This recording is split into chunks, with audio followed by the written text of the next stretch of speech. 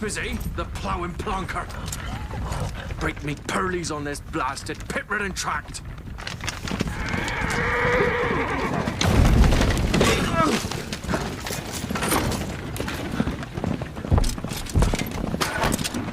Where's Veer on dry road? Aye, the devil's out there! This running from!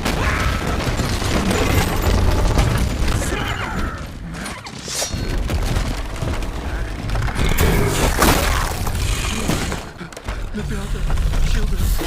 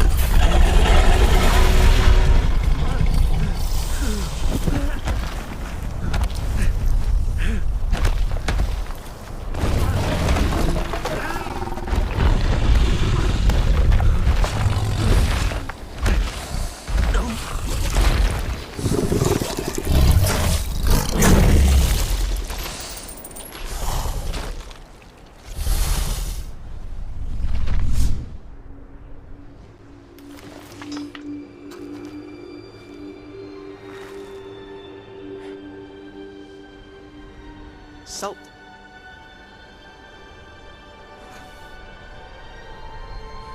Almost had me fooled, Fruin.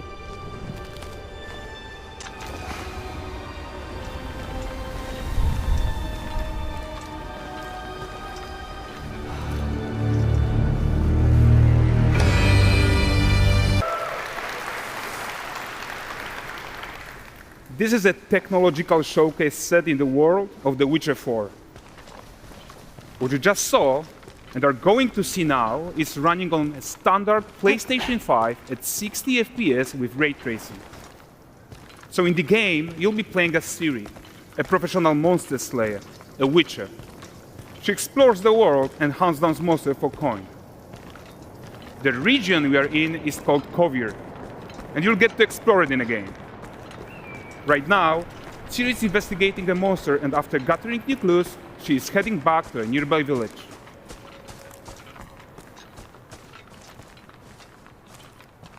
All right, everyone, meet Kelpie. Let weeds be weeds, Kelpie. So just like Geralt had Roach, Ciri has her own loyal companion. We return to town. These two characters need to feel like one. Since you're gonna explore the world on horseback, riding needs to feel seamless, natural, and just fun. Yeah, and to support that, we're introducing multi-character motion matching in Unreal. So Ciri and Kelpie, they're perfectly synchronized when mounting from any angle and speed. And we also support root motion movement on Kelpie, so controlling her feels realistic and grounded. And there are also some really nice improvements to our Unreal Chaos Flesh Solver and these machine-learned deformations. So you've got realistic muscles moving and stretching under Kelpie's skin without compromising the performance there.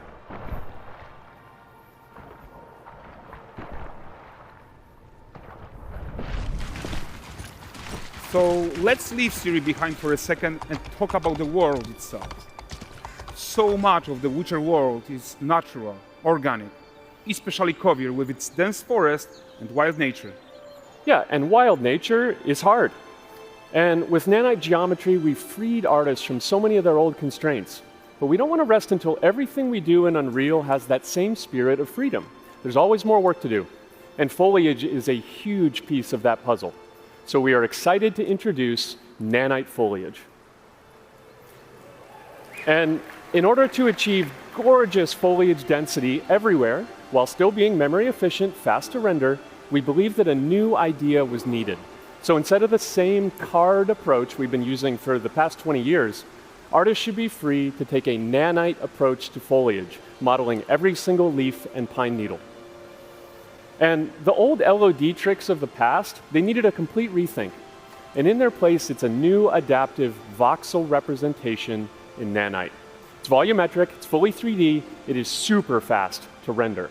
And these dense clusters of triangles turn into these cubes, which at a distance, they're no larger than a pixel, and they react to the changing light of our dynamic sun and our shadows, and they allow artists to render whatever amount of foliage is needed to achieve their vision without compromise.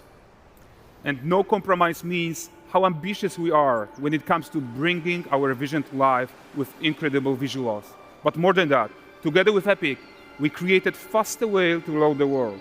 We can now bring in more content more quickly for the smoothest possible experience as we fly down to catch up with Siri.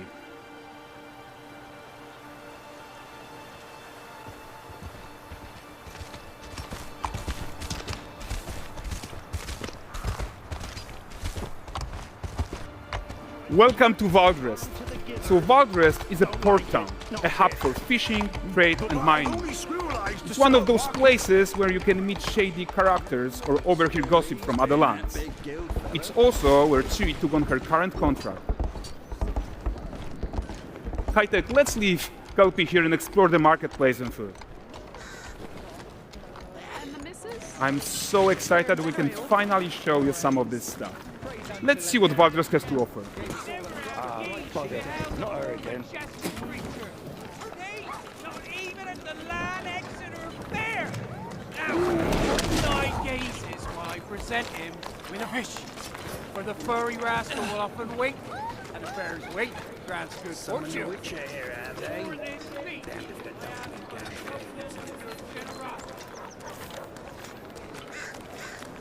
Pardon. Guys, notice how responsive the world is. Character actions directly affect what happens around you, sometimes even setting off chain reactions. Everything is working together.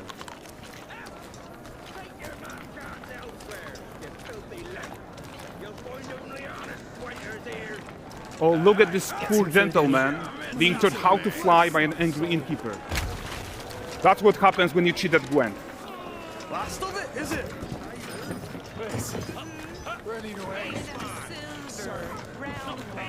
Jingling the purse.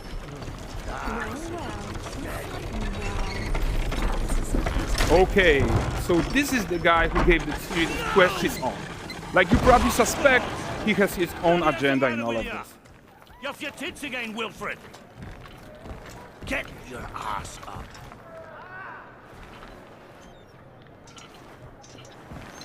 A typical day's toil. Who in? With Churess.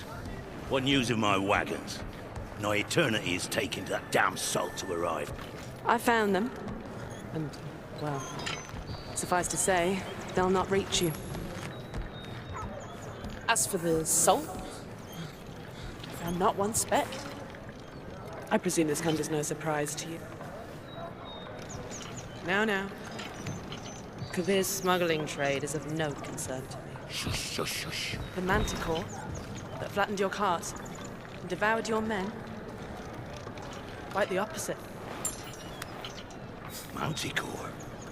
No, them winged hellspawn dwell in the arse end of Creighton, not here.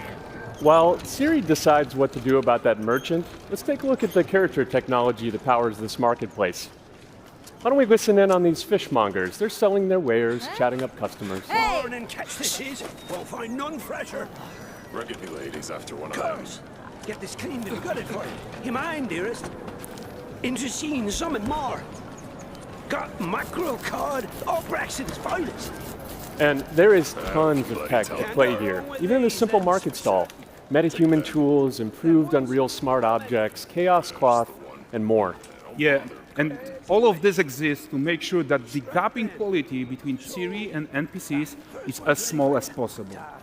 Yeah, and closing that gap, it's not just about fidelity, right, but also authenticity. They should react to changes in the world around them. But the prisoner in pillory isn't exciting enough for Valdrest. Let's grab everyone's attention with a circus.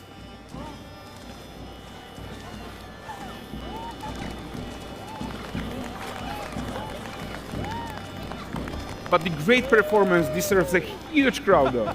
Let's crank it up.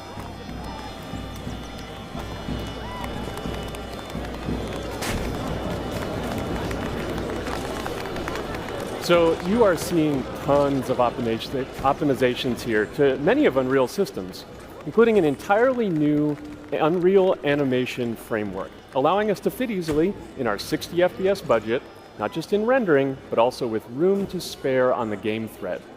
Over 300 animated skeletal mesh agents all going about their business. And the whole point is to leave breathing room for developers like you to introduce the gameplay and the systems that your players expect, empowering you to make your worlds come to life without Unreal standing in your way. You are right. And that's the open world RPG that we are making. But before we wrap up, how about one final check-in with Siri?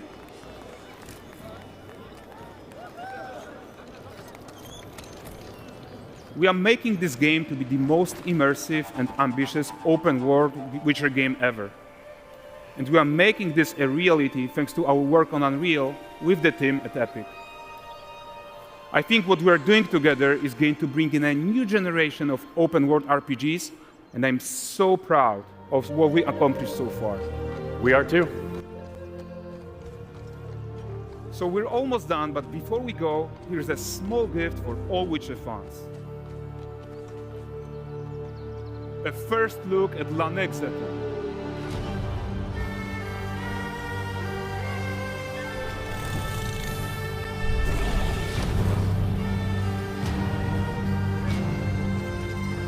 Onward, Kelby. We've worked.